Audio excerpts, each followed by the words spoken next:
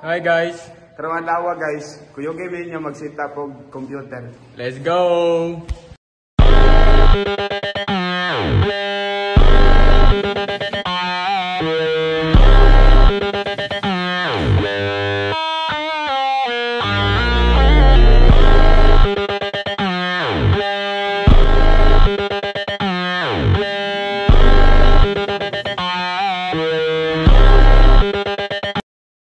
So first step guys kay ato ning ipansak ang VGA cable sa system unit. O kailangan nato ning hugtan guys kay para di na siya mahulog. I-sure jud nato guys nga hugot na jud kay ning imong paglock.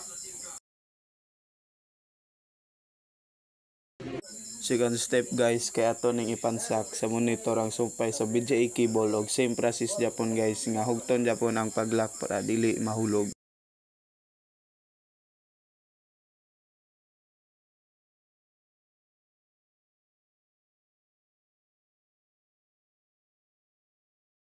Third step guys, kay isaksak na to ning power cable sa likod sa monitor. Ug ang sumpay sa power cable kay isaksak sa likod sa system unit.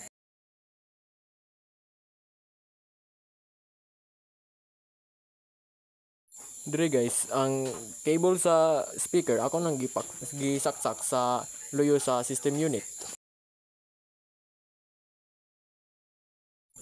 Ug ang cable sa mouse ako pong gisaksak. Ug dili na to kalimtan ang cable sa keyboard. So mo to guys, ato din ning ipansag ning duha ka power cable sa likod sa EBR.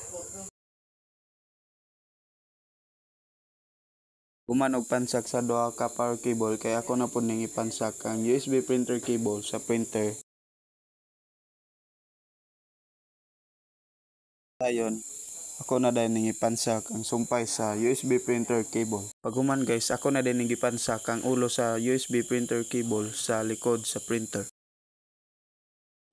Ang sumpay ni guys, atong isaksak dire likod sa unit system guys.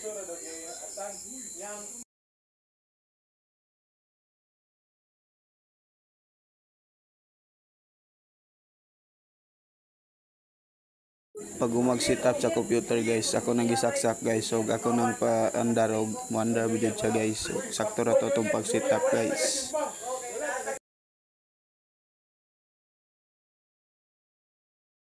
So sa atong pagtagad guys, na open na jud siya guys. Og successful atong pag-set up sa computer og sa printer guys.